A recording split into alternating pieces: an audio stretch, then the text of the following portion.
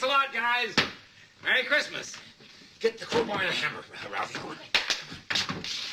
Ah, fragile. It must be Italian. Well, I think that says fragile, honey. Oh, yeah. Name that movie. 3, 2, 1. It was The Christmas Story, one of the greatest Christmas movies of all times. That specific scene I was quoting was when the old man, Ralphie's dad, was opening the gift he just received from the newspaper. He won it for a crossword puzzle or something like that. And he opened the gift, and inside of that box was a leg lamp. And it sounds really weird, and it is really weird. Here, look at it. I don't know why anybody would like that. It personally creeps me out, but he loved it so much, and I think he loved it because he won it.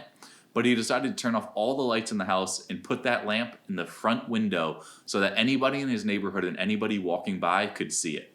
But his wife, on the other hand, absolutely hated it. She hated it so much that one day she accidentally knocked it over and broke it into 1,000 pieces. And he decided to tape it and glue it back together, but it was not the same. So why did I tell you that story?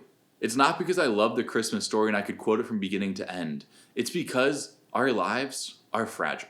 And yet somehow we still treat our lives like that old man treats his leg lamp. We put it in the front of our house on a pedestal, turn off all the lights, and make sure everybody from the outside can see how great our lives look.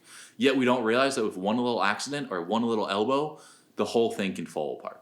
We all know those parents who put the stickers on the back of their car saying, parent of a Harvard grad, parent of a valedictorian, parent of a third grader, parent of a second grader who didn't poop themselves today. We all do this with our lives every day, whether we like to admit it or not. We talk about our travels, we talk about our family, we talk about our friends, and we put our lives on display. The best example of this is Instagram. You look at someone's Instagram page, you see their friends, you see their family, you see their travels, you see someone's life who's put together, you see someone who you think is in control. Except for there's one thing. Life is fragile. So what happens when COVID-19 comes? A virus you cannot even see with your eyes brings an entire world to its knees. Stops absolutely everything in our lives. Stops our travel plans. Stops school. Stops work. Stops grocery shopping. Stops so much in our lives. Stops anything we would be posting on Instagram. It all stops. From a virus we cannot even see. That's when we realize we have no control. We realize we have no power. And we realize that we are fragile. So what do we do then?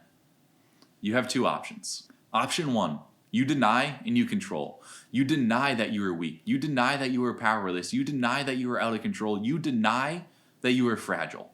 And instead, you become like the old man in the Christmas Story, picking up the pieces of his leg lamp, putting it back together with glue and tape, and acting like it's brand new. You're in essence building a castle to create the illusion that you are in control, that you are strong, and that you are not fragile. But one little wind or one little virus, like the coronavirus, comes, and your whole castle comes crashing down. Option number 2, and I'll tell you this straight away, this option is the better option, but it's also the more difficult option. This option entails that you admit you are fragile, you admit that you are weak, you admit that you are out of control, and instead of trying to control things, you lean on God. Ask yourself this question. What if you admitted your fragility and instead of trying to control things, you leaned on God even harder?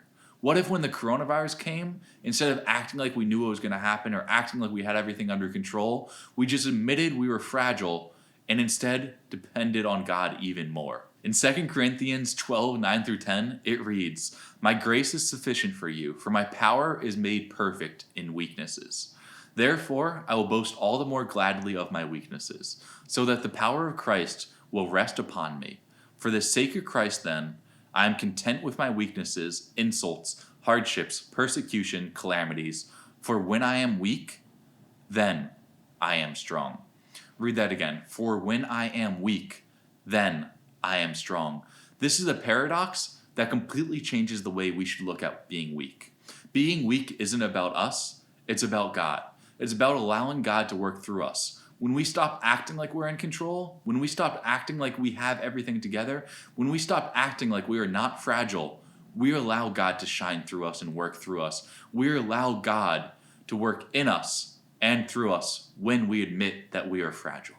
So my challenge to you is to stop being like the old man in the Christmas Story, to stop putting your life on display and making sure everyone can see what's happening with you, your family, and everything going on in your life. Instead, realize that your life is fragile, lean on God harder, and allow Him to work in and through you.